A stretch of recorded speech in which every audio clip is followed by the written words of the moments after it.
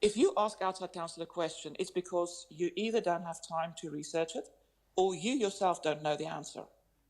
And when you receive a 5-page memo and you read the thing 3 times over and you still don't have an answer, that is a little irritating because you've just paid someone to not give you an answer.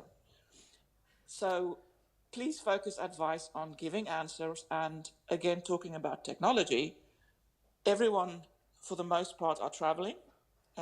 You work on your iPhone, you work on your iPad, and you scroll down. So put the answer right at the top and then put the detail below.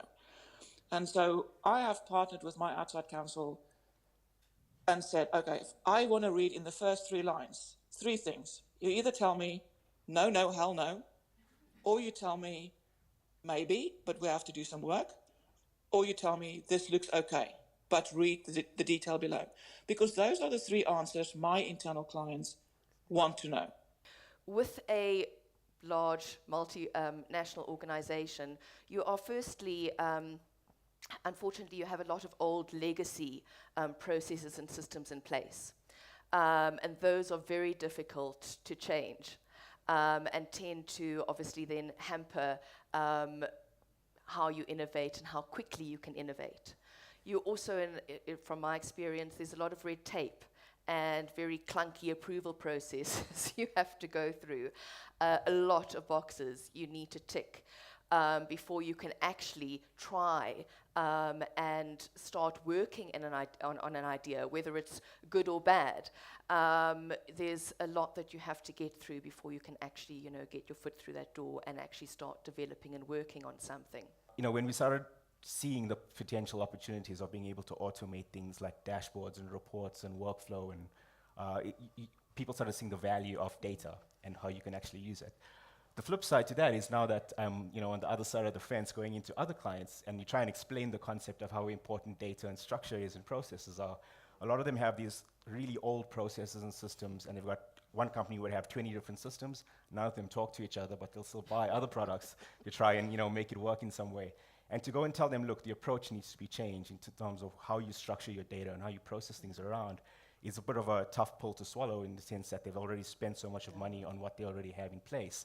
But that's sort of the biggest roadblock we're seeing at the moment, is that willingness to sort of open your mind up to a different way of doing things and knowing that, yes, you have systems in place, but there are other avenues of getting there.